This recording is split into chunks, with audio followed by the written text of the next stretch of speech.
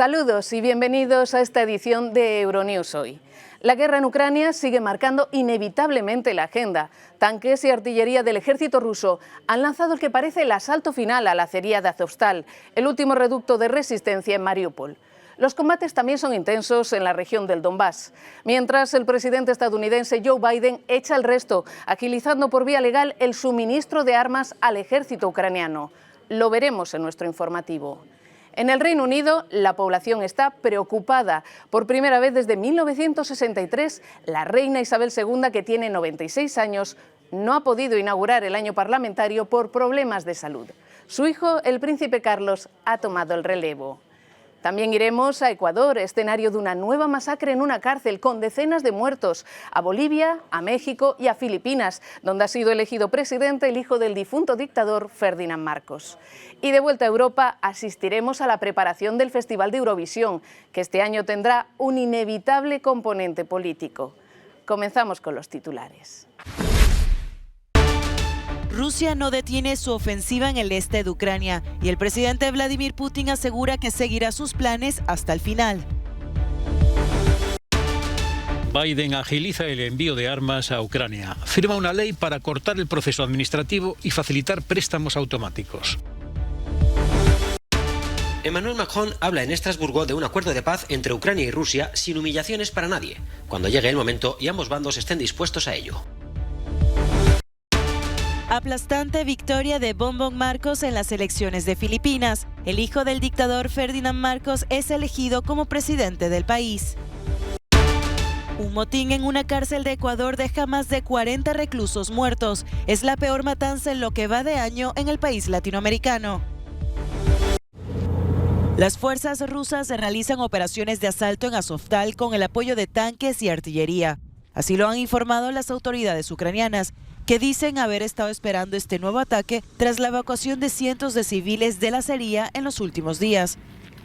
Este lunes, mientras Rusia hacía gala de su ejército en los desfiles del Día de la Victoria de la Segunda Guerra Mundial, otra parte de sus tropas continuaban los intensos combates en el este de Ucrania. Se produjeron unos 200 ataques con misiles y artillería, sobre todo en la región del Donbass, donde el Kremlin está centrando su poderío militar. Una de ellas es Kramatorsk, que es una de las ciudades del Oblast de Donetsk que ha sido duramente golpeada por encontrarse en el camino de la ofensiva rusa. Por su parte, el presidente Vladimir Putin ha asegurado que no tiene intención de detener sus planes. No había otra opción. Los jóvenes rusos están luchando con valentía, heroísmo y profesionalidad. Todos los planes se están llevando a cabo. El resultado se logrará. No hay duda de ello. Los resultados de los constantes bombardeos rusos en el este ucraniano son evidentes. Cientos de heridos son trasladados al hospital. Sin embargo, la inteligencia estadounidense afirma que Rusia ha avanzado lentamente en los últimos días, aunque obtener una imagen completa del desarrollo de la batalla se está volviendo difícil debido a los incesantes ataques aéreos.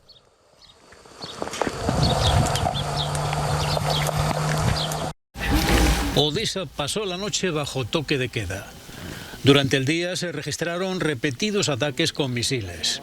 Uno de los ataques contra la ciudad portuaria del sur ucraniano obligó a refugiarse el presidente del Consejo Europeo, Charles Michel, que estaba en visita oficial. Este lugar fue blanco de un ataque con misiles rusos aquí en Odessa. Este centro comercial fue alcanzado a última hora de la noche del lunes. A lo largo del fin de semana, Odessa fue atacada en múltiples ocasiones. 7 misiles cayeron en la ciudad el sábado, varios más el domingo, y el lunes esta zona fue alcanzada, así como otras partes de la ciudad. Uno de estos misiles impactó durante la visita del presidente del Consejo Europeo, Charles Michel, y una de sus reuniones tuvo que ser trasladada a un sótano por seguridad. Iba a verse con el primer ministro ucraniano, Denis Shmyhal.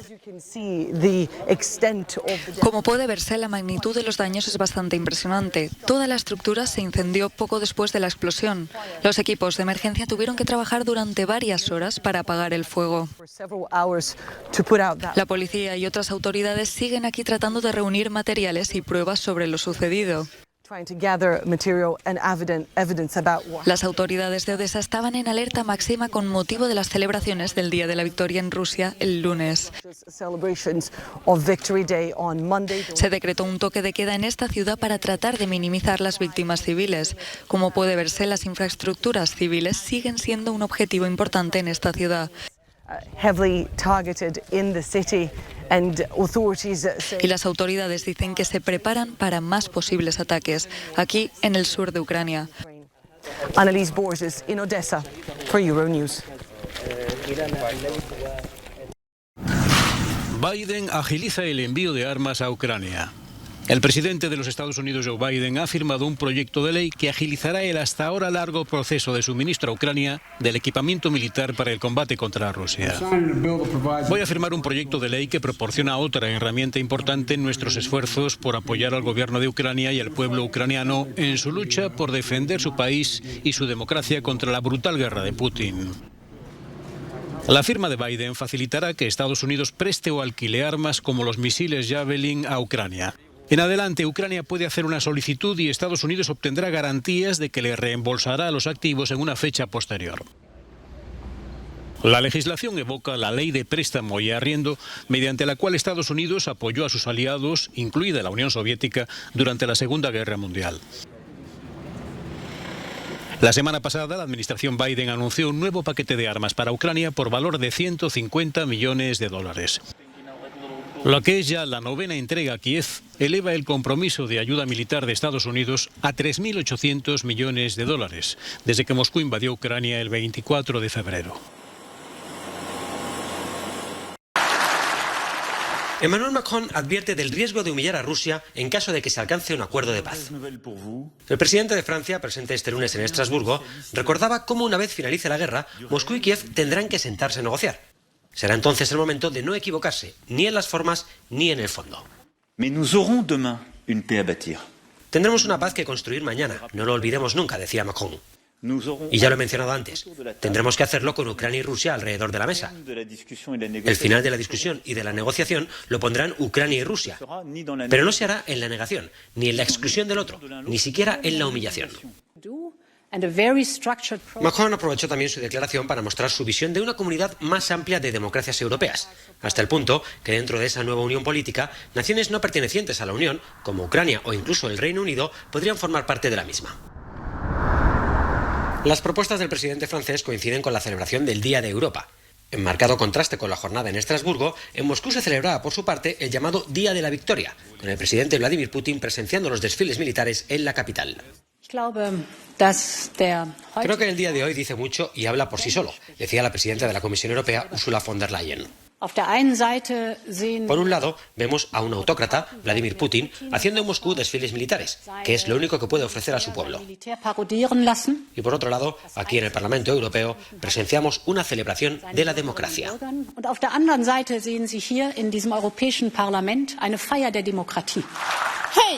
El Día de Europa coincidía a su vez con el futuro de la Conferencia sobre el Futuro de Europa, en el que los propios ciudadanos de la Unión han mostrado sus propuestas para construir una mejor comunidad para todos.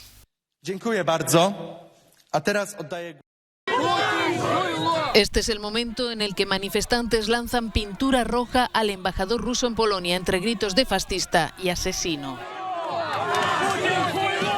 Ocurrió este lunes durante un homenaje en el cementerio de los soldados soviéticos de Varsovia con motivo del Día de la Victoria. El embajador Sergei Andreyev, cubierto de pintura, gritó a la multitud que estaba orgulloso de su presidente Vladimir Putin antes de abrirse paso entre abucheos hasta el coche que le esperaba. Los activistas se manifestaron con pancartas y camisetas y sábanas blancas teñidas de rojo, símbolo de las víctimas ucranianas de la guerra. Guterres defiende la integridad territorial de Moldavia. El secretario general de la ONU, Antonio Guterres, mostró su preocupación en Moldavia por las consecuencias que podría tener la escalada de la guerra de Rusia contra Ucrania. Las calificó de demasiado aterradoras para contemplarlas.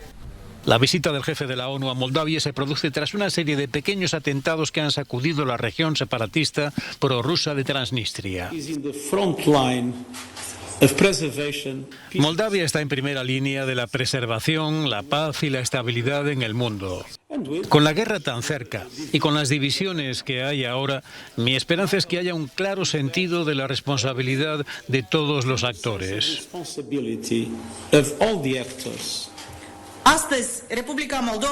Hoy la República de Moldavia se enfrenta a la acumulación de crisis sin precedentes como la crisis pandémica, la crisis energética, la inflación y la reorientación del comercio. Pero a pesar de los desafíos, les aseguro que la República de Moldavia está encaminándose por la ruta del desarrollo, la democracia y la integración europea.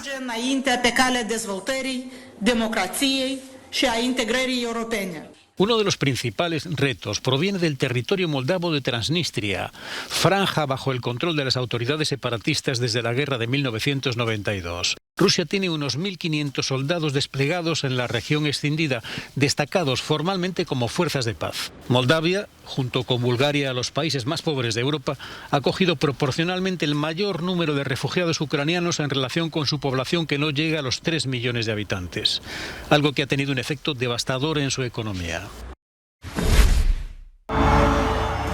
Bombón Marcos, hijo del dictador Ferdinand Marcos, logra una victoria histórica y aplastante en las elecciones presidenciales celebradas este lunes en Filipinas.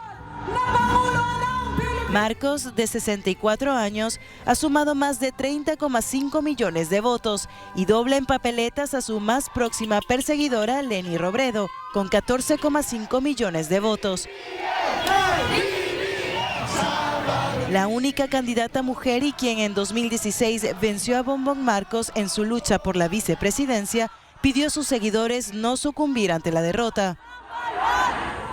Este triunfo supone la vuelta al poder de la familia Marcos y la primera victoria con mayoría absoluta desde que el patriarca fue expulsado del poder en 1986, tras una revolución popular pacífica que acabó con el régimen déspota y corrupto. A pesar de su caída en desgracia, los Marcos regresaron del exilio en los 90, tras el fallecimiento del dictador en Hawái, y fueron recuperando poco a poco su poder político. Como manda la tradición, y antes de la ceremonia de investidura, el ya presidente de Corea del Sur, Yoon Suk-yeol, visitaba este martes el Cementerio Nacional de Seúl. Acompañado de su esposa y primera dama, Kim Kun-hee, Yoon rendía homenaje a los patriotas fallecidos del país asiático. La ceremonia de investidura del nuevo presidente de Corea del Sur, del conservador Partido del Poder Popular, tiene lugar en plena tensión con su vecina del norte. Con todo, la intención de Yoon, asegura él, no es otra que entablar una nueva etapa centrada en el diálogo y con el desarme nuclear como objetivo primordial. Y no solo eso, se prevé que con el nuevo presidente las relaciones también mejoren con Japón, histórico enemigo diplomático por razones territoriales en el Mar del Este. La crisis carcelaria de Ecuador vivió este lunes un nuevo baño de sangre. Al menos 44 reclusos de la prisión de Santo Domingo de Sáchilas fueron asesinados brutalmente durante un motín. Esta es la masacre más grande que se ha registrado en lo que va de año. La última ocurrió apenas un mes atrás, en la cárcel de la ciudad de Cuenca, al sur de Ecuador, donde murieron 20 presos. Ambos episodios tienen detrás a las mismas bandas rivales, según afirmó el ministro del Interior Patricio Carrillo en una rueda de prensa. La banda llamada Los Lobos es la supuesta causante de estas masacres tras atacar un grupo disidente que se hace llamar R7. En las redes sociales comenzaron a circular imágenes que revelaban la barbarie vivida en este centro penitenciario. La mayoría de ellos, por no decir casi el 100%, a simple vista se puede observar, fueron privados de la vida con arma blanca, no con arma de fuego. Y la mayoría de cuerpos fueron expuestos y agredidos en los pabellones y en las celdas. También se conoció que al menos 220 reclusos lograron fugarse. Hasta el momento, las autoridades ecuatorianas han podido recapturar a 112 de ellos.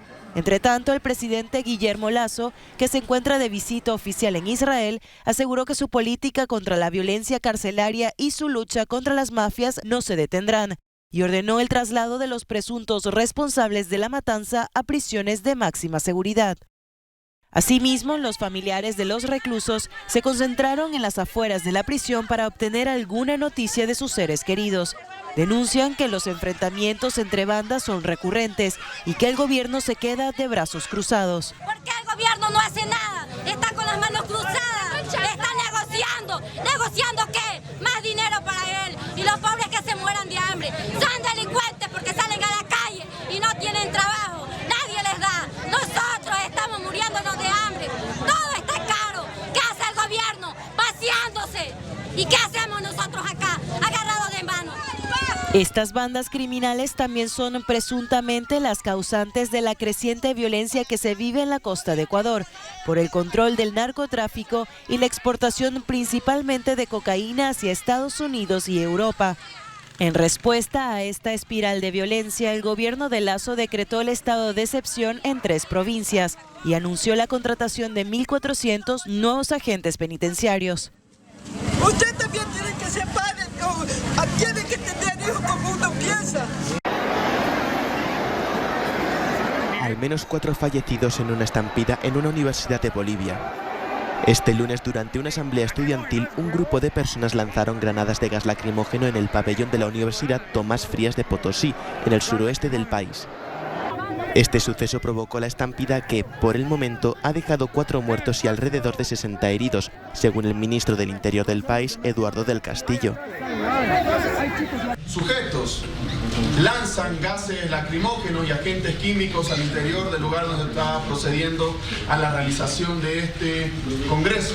Lamentablemente, quienes se encontraban en el lugar empiezan a salir del mismo y se produce la muerte de 4 jóvenes en el departamento de Potosí. El ministro explicó que hasta ahora solo ha sido identificada una de las 4 víctimas mortales de esta tragedia y que ya han encontrado la primera persona sospechosa de haber activado una granada de gas lacrimógeno. De acuerdo con los medios locales, la tragedia ha dejado por lo menos a otros 6 estudiantes en estado crítico, quienes están en cuidados intensivos en hospitales de Potosí. Los estudiantes confiesan que la confusión del momento llevó al pánico. Y empezaron a botarnos 3 gases y empezaron a directamente salir todos de golpe. Yo pensé que era como dicen tiro, dijeron tiro. Y yo dije, tal vez es dinamita, y toditos salimos y al final empiezan a salir muy mal las personas. En marzo del año pasado hubo un hecho similar en la Universidad Pública de El Alto, cerca de La Paz, en la que murieron 4 estudiantes. Pero también he aprendido que hay 3 periodistas asesinados en México en los últimos 5 días. Varias decenas de informadores se manifestaron este lunes en Ciudad de México ante la permanente violencia contra la prensa. La periodista de la Agencia Estatal de Noticias, Adriana Urrea, echa en falta el apoyo del gobierno mexicano. ¡Justicia! Es muy lamentable que las autoridades no estén dando respuesta a nuestras demandas, porque desde que asesinaron a los primeros periodistas en enero, exigimos a las autoridades que nos dieran respuesta, mejores medidas de protección, y desde esos compañeros hasta hoy, que ya es el mes de mayo, no vemos que paren. ¡Tenemos que seguir! La manifestación estaba convocada en principio para protestar por el asesinato el 5 de mayo de Luis Enrique Ramírez en Culiacán. Una vez en la Plaza del Ángel de la Independencia, tuvieron noticia de otros 2 periodistas más muertos a tiros horas antes. La directora del portal El Veraz, Yesenia Mollinedo, y la reportera Sheila Johanna García en el municipio de Cosoleacaque, en Veracruz. Me siento dolida. Para Griselda Triana, viuda del periodista asesinado Javier Valdez, se trata de atentados permanentes. Fallas, los crímenes contra quienes ejercen la libertad de expresión se siguen dando prácticamente todos los días. Demandamos.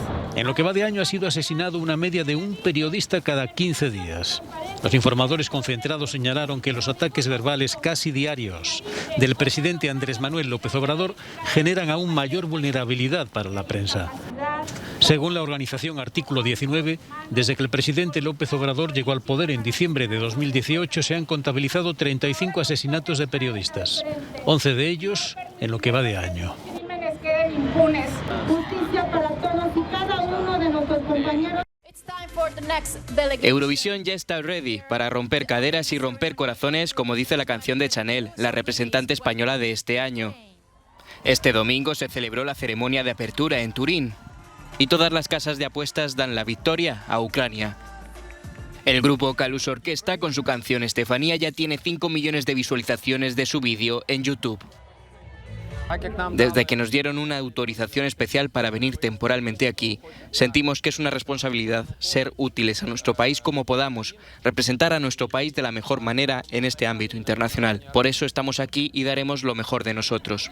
40 países participan en esta edición número 66 del festival, pero una ola de apoyo sin precedentes se ha levantado en favor de Ucrania, mientras que los rusos, grandes aficionados a Eurovisión, se verán privados de estar en el certamen.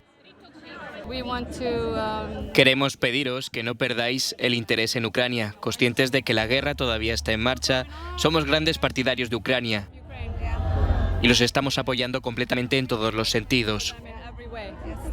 Creo que es muy importante mostrar ahora esa unidad, porque eso es exactamente lo que nos da esperanza en estos tiempos difíciles, ver que todos estamos en la misma sintonía, que todos estamos del lado de Ucrania en este momento. Y creo que Eurovisión es un hermoso evento donde podemos mostrar esa unidad, donde podemos mostrar esa solidaridad todos juntos. Stefania, mamo, mamo, Stefania, rozkwitaje pole, a wona La canción de Ucrania es un homenaje a Estefanía, la madre del vocalista. Veremos si cumple con las expectativas en este festival que comienza con las semifinales este martes y que acaba con la final que se celebra este sábado.